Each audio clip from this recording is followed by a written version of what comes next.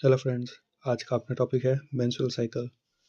इसको two parts में divide कर रखा है। First one ovarian cycle and second is uterine cycle. First अपन कुछ टर्म्स को डिफाइन करेंगे, उसके बाद अपन साइकिल को आगे पढ़ेंगे। फर्स्ट है मेनार्की।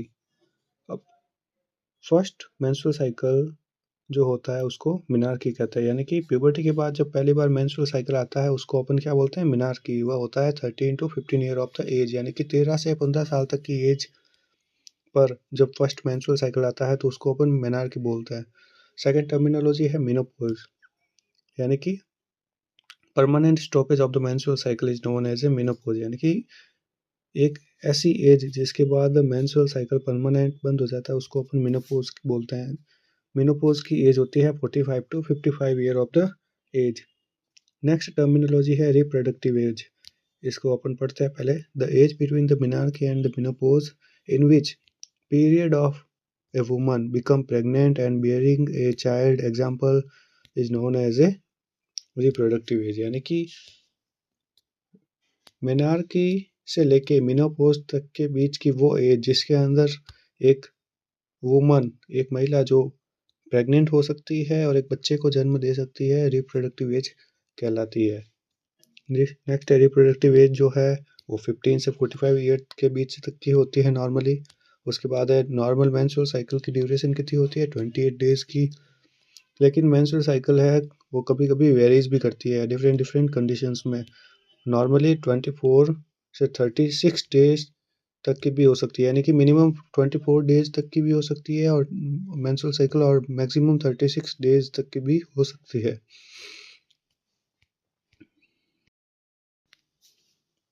नेक्स्ट है hormone regulation of the ovarian cycle. इसके अंदर क्या है, GnRH यानी कि gonadotropin releasing hormone secreted by the hypothalamus that regulate the ovarian and uterine cycle, यानी कि अपने जो ब्रेन के अंदर हाइपोथैलेमस होता है उसके अंदर एक हार्मोन रिलीज होता है GnRH, गोनाडोट्रोपिन रिलीजिंग हार्मोन, जो क्या करता है कि रेगुलेट करता है ओवेरियन साइकिल और यूटेराइन साइकिल को, जो दोनों पार्ट है मेंस्ट्रुअल साइकिल के। GnRH stimulate pituitary gland for the secretion of the FSH and LH, यानी कि GnRH यानी कि अपने जो हाइपोथैलेमस से गोनाडोट्रोपिन रिलीजिंग हार्मोन सिक्रेट हो रहा है वो स्टिमुलेट करता है पिट्यूटरी ग्लैंड को FSH और LH को रिलीज करने के लिए। FSH मतलब फॉलिकुलर स्टिमुलेटिंग हार्मोन, LH मतलब ल्यूटिलाइजिंग हार्मोन। नेक्स्ट है follicular stimulating hormone initiate the follicular growth, यानी कि नाम से पता चल रहा है फॉलिकुलर स्टिमुलेटिंग हार्मोन, यानी कि अपने जो ओवेरी के अंदर इमेच्योर फॉलिकल्स होते हैं उनको मैच्योर करने का काम हमेशा FSH करता है, follicular stimulating hormone. Next in growing follicles secreted the hormone estrogen. जैसे जैसे फॉलिकल्स ग्रो करते हैं उसके अंदर एस्ट्रोजन हार्मोन जो होता है वो सिक्रेटेड होता रहता है। बेसिकली जब फॉलिकल्स ग्रोथ करते हैं तो उसके अंदर थिका एक्सटर्ना और थिका इंटरना, सेकेंडरी फॉलिकल की बात कर रहा हूँ, थिका एक्सटर्ना एंड थिका इंटरना जो होता है उसके बीच में एस्ट्रोजन हार्मोन जो होता है वो रिलीज होना स्टार्ट होता है। अब जैसे जैसे फॉलिकल्स ग्रो करेंगे वो एस्ट्रोजन का लेवल बढ़ता जाएगा। नेक्स्ट है increase the level of the estrogen provide positive feedback to pituitary for the secretion of the LH। अब जैसे जैसे एस्ट्रोजन का लेवल बढ़ता है, एस्ट्रोजन क्या करता है कि पॉजिटिव फीडबैक देता है पिट्यूटरी ग्लैंड को LH यानी कि ल्यूटिलाइज हार्मोन रिलीज करने के लिए। एडमिट साइकिल यानी कि साइकिल के बीच में increase the secretion of the LH, luteinizing hormone का लेवल बढ़ता है एंड इट कोज ओव्यूलेशन, और ओव्यूलेशन करवाता है। What is the ovulation? Ovulation क्या है? ग्राफेन फॉलिकल यानी कि मैच्योर फॉलिकल में से सेकेंडरी oocyte का रिलीज होना, that is called ovulation and formation of the corpus luteum. अब जैसे ओव्यूलेशन होगा उसके बाद जो ग्राफेन फॉलिकल था उसमें से ओवम बाहर निकल गया और जो पीछे जो स्ट्रक्चर बची उसको अपन क्या बोलेंगे? Corpus luteum. अब LH stimulate corpus luteum for the secretion of estrogen, progesterone, relaxin and inhibin. अब कार्पस ल्यूटियम जैसे ही बनेगा तो LH उसको स्टिमुलेट करेगा कौन कौन से हार्मोन रिलीज करने के लिए, एस्ट्रोजन, प्रोजेस्टेरोन, रिलैक्सिन और इनिबिन हार्मोन। नेक्स्ट है increase the level of the progesterone, inhibit the secretion of the GnRH and LH। अब जैसे ही प्रोजेस्टेरोन का लेवल बढ़ा, कैसे बढ़ा, कार्पस ल्यूटियम से प्रोजेस्टेरोन, एस्ट्रोजन, रिलैक्सिन और इनिबिन ये चारों हार्मोन का लेवल बढ़ा था, तो उसमें से जो प्रोजेस्टेरोन के लेवल बढ़ने पर क्या होगा, ये इनिबिट कर देगा GnRH और LH के सिक्रेशन को। नेक्स्ट है increase the level of the estrogen, inhibit and secretion of the GnRH and FSH। अब एस्ट्रोजन का लेवल बढ़ेगा तो वो क्या करेगा, इनिबिट करेगा, कि किस चीज को इनिबिट करेगा, सिक्रेशन को, कौन सा, GnRH और FSH को। नेक्स्ट ऊपर की तरफ प्रेजेंटेशन दे रखी है, देखिए उसमें क्या है, ऊपर की तरफ हाइपोथैलेमस दे रखा है जो क्या रिलीज करता है, GnRH। अब GnRH क्या करेगा, पिट्यूटरी ग्लैंड को स्टिमुलेट करेगा FSH और LH रिलीज करने के लिए। अब FSH रिलीज हुआ तो FSH ने क्या किया, इमेच्योर फॉलिकल्स है उनको मैच्योर किया ओवरी के अंदर। अब फॉलिकल्स जैसे ही मैच्योर हुए तो उन्होंने क्या किया, सिक्रेशन बढ़ा दिया एस्ट्रोजन का, increase the secretion of the estrogen. अब एस्ट्रोजन जैसे ही सिक्रेट होगा, उसका लेवल बढ़ेगा एस्ट्रोजन का, तो पॉजिटिव फीडबैक होगा, जिससे पिट्यूटरी ग्लैंड क्या करेगी, LH हार्मोन का सिक्रेशन करेगी, यानी कि ल्यूटिलाइजिंग हार्मोन का लेवल बढ़ाएगी। ल्यूटिलाइजिंग हार्मोन का लेवल बढ़ेगा तो वो ल्यूटिलाइजिंग हार्मोन क्या करेगा, ओव्यूलेशन कराएगा, यानी कि मैच्योर फॉलिकल्स में से सेकेंडरी oocyte को रिलीज कराएगा। अब जैसे सेकेंडरी oocyte रिलीज होगा यानी कि ओव्यूलेशन होगा, तो पीछे जो स्ट्रक्चर बचेगी उसे अपन क्या बोलेंगे, कार्पस ल्यूटियम। कार्पस ल्यूटियम में से 4 हार्मोन रिलीज होंगे, एस्ट्रोजन, प्रोजेस्टेरोन, रिलैक्सिन और inhibin. That is the presentation of menstrual cycle. Next है phases of the ovarian cycle. The two phases occur in the ovarian cycle. Ovarian cycle के अंदर total कितनी phase होती है, 2 phases होती है। नेक्स्ट है फर्स्ट वन है the follicular phase and second है luteal phase. First follicular phase, इसके अंदर अपन पढ़ेंगे it is also known as a pre ovulatory phase, यानी कि ओव्यूलेशन के पहले की ये फेज होती है। The follicular phase extends from the end of the menstrual phase 5th day to ovulation 14th day, यानी कि फॉलिकुलर फेज जो होती है वो मेंस्ट्रुअल फेज यानी कि ब्लीडिंग फेज के एंड से लेकर 5th डे से लेकर ओव्यूलेशन के 14th डे तक के बीच की जो फेज होती है वो फॉलिकुलर फेज कहलाती है। यानी कि मेंस्ट्रुअल फेज खत्म हो गई, उसके बाद से लेके जब ओव्यूलेशन होगा यानी कि 5th डे टू 14 डेज, उसके बीच की जो फेज होगी that is called follicular phase. Next है ovarian follicles. The ovarian follicles are the present in cortex of the ovary. ovary के अंदर स्ट्रक्चर होती है cortex and medulla। तो cortex जो जगह होती है उसके अंदर छोटे छोटे follicles देखने को मिलते हैं। Each follicles consist of ovum surrounding by the epithelial cell is known as granulosa, यानी कि हर एक follicle के surrounding epithelial cell की एक कवरिंग होती है, स्ट्रक्चर बनी हुई होती है, जिसको अपन बोलते हैं granulosa. The follicles gradually grow into the mature follicle through various stage, यानी कि जो इमेच्योर फॉलिकल्स है वो अलग अलग स्टेजेस पे आके एक मैच्योर फॉलिकल में कन्वर्ट होते हैं। जैसे कि स्टेजेस में दे रखा है कि पहले प्री मैच्योर फॉलिकल होता है, उससे प्राइमरी फॉलिकल बनता है, प्राइमरी फॉलिकल बनने के बाद secondary follicle and end of that mature follicle बनता है, जिसको बोलते हैं graphene follicle. The Graafian follicle, name given by the Dutch physician and anatomist de Graft. Next है ovulation. What is the ovulation? The rupture of the mature follicle and release secondary oocyte is known as a ovulation. Usually occur in 14th day in a 28-day cycle. Normally जो ovulation है वो 14th day पर देखने को मिलता है, 28 days की जो साइकिल होती है। और बाकी मैंने आपको बताया था कि अगर मेंस्ट्रुअल साइकिल वेरीज कर रही है तो ओव्यूलेशन का डे है वो भी अलग होगा। नेक्स्ट है ल्यूटियल फेज। फर्स्ट पहले अपन ने पढ़ी है ओवेरियन साइकिल के अंदर फॉलिकुलर फेज, नेक्स्ट पढ़ेंगे luteal phase. It is also known as a post ovulative phase, यानी कि ओव्यूलेशन के बाद की फेज भी बोलते हैं। The luteal phase occur between the ovulation and onset of the next menstrual cycle, यानी कि ल्यूटियल फेज कब तक, कहाँ से कहाँ तक होती है, ओव्यूलेशन से लेके नेक्स्ट जो मेंस्ट्रुअल साइकिल आएगा, जो ब्लीडिंग फेज होगी, उस स्टेज, उस वहाँ तक की जो बीच का पीरियड होता है, that is called luteal phase and form the 5th day to 28 days, यानी कि 15 से 28 दिन तक की बीच में जो पीरियड है वो ल्यूटियल फेज कहलाएगा। It parallel to the secretory phase of the uterine cycle. Uterine cycle अपन पढ़ेंगे, उसके अंदर जो सिक्रेटरी फेज आएगी उसके पैरेलल होती है luteal phase. After ovulation the mature follicle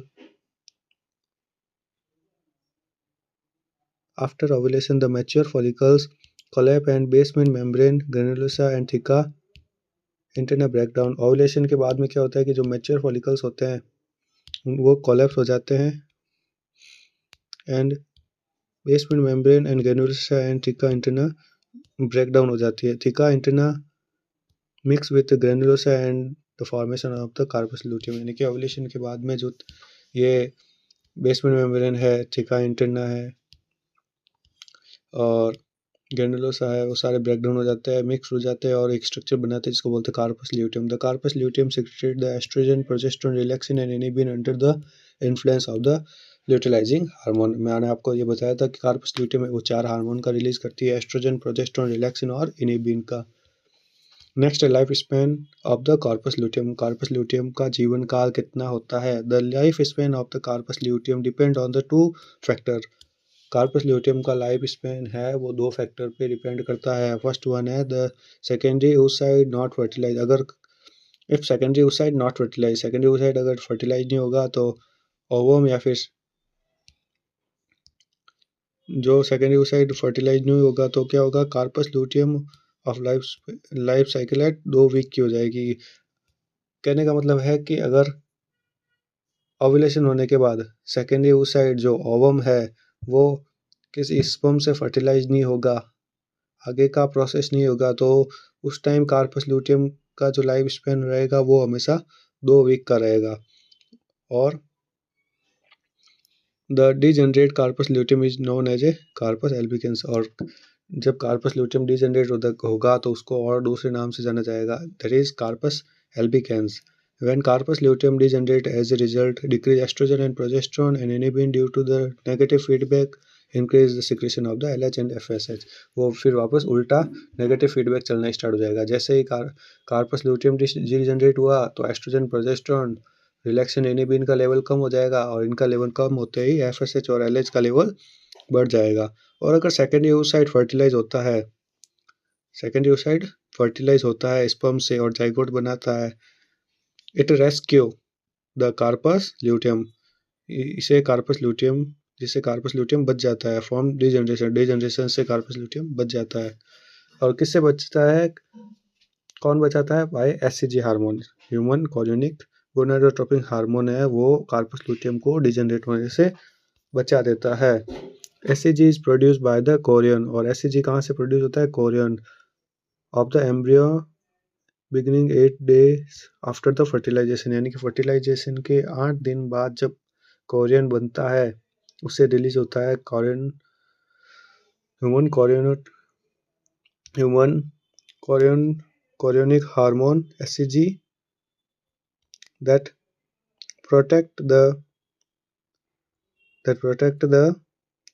degeneration of the carpus luteum. Like LH, SCG stimulate to the corpus luteum for the secretion of the estrogen, progesterone and other hormone। उसके बाद SCG क्या करता है? Stimulate करता है corpus luteum को oestrogen, progesterone and other hormone release करने के लिए, that is ovarian cycle. Next अपन पढ़ेंगे यूटेराइन साइकिल।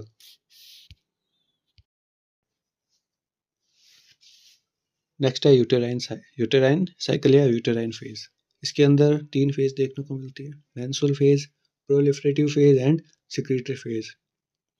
फर्स्ट वन है menstrual phase. It is also known as a menstrual period, menstrual bleeding phase या कैपेमेनाई. After the duration of the menstrual phase, the duration of the menstrual phase is 1 to 5 days. यानी कि menstrual phase जो होती है, bleeding phase जो होती है, उसकी ड्यूरेशन होती है 1 से 5 दिन की. After the ovulation, if pregnancy doesn't occur, the thick endometrium is shedded or break down.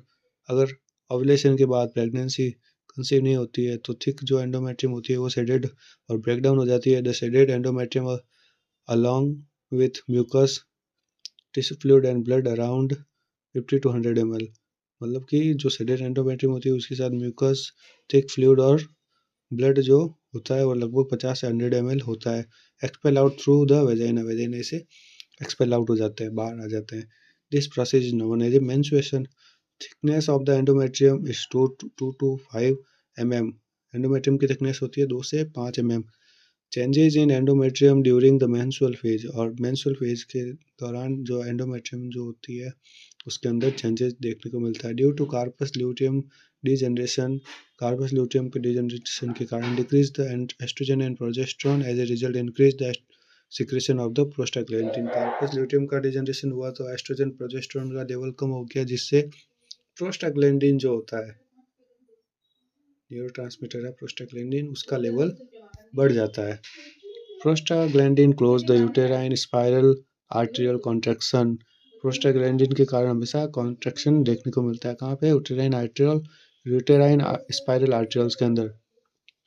vasoconstriction hypoxia which result in necrosis of the endometrium. वेसोकॉन्स्ट्रिक्शन के कारण हाइपोक्सिया देखने को मिलता है, जिसके कारण नेक्रोसिस देखने को मिलता है एंडोमेट्रियम के अंदर, एंडोमेट्रियल की फंक्शनल लेयर के अंदर. Finally the functional endometrium shaded of, जिसके कारण एंडोमेट्रियम की जो फंक्शनल लेयर होती है वो शेडेड हो जाती है. नेक्स्ट है प्रोलिफरेटिव फेज. इससे पहले अपने पढ़ी मेंस्ट्रुअल फेज. प्रोलिफरेटिव फेज के अंदर क्या है? It extend from 5th day to 14th day of the menstrual cycle. 5th day से लेके 14 डे तक ये प्रोलिफरेटिव फेज चलती है.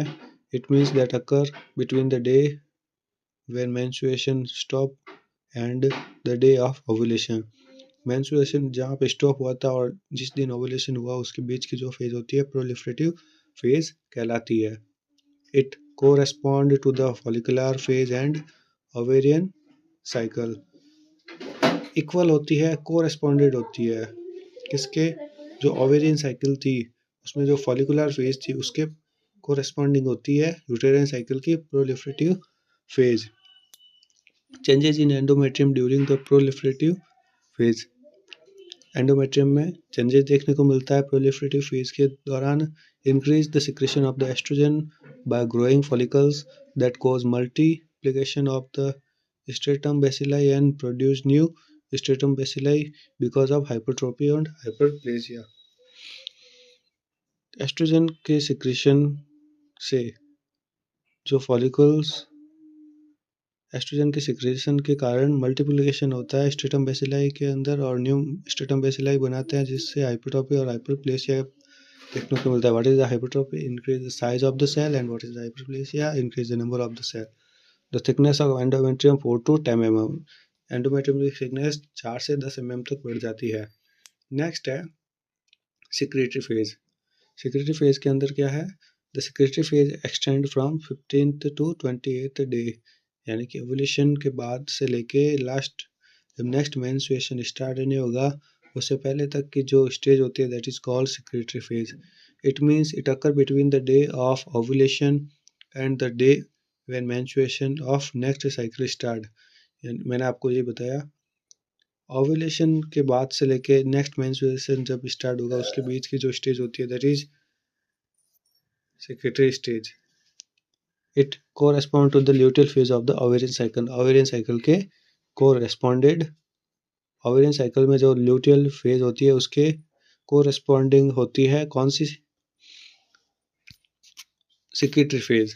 Next है changes in endometrium. The estrogen cause further proliferation of the endometrium, यानी कि चेंज इन एंडोमेट्रियम।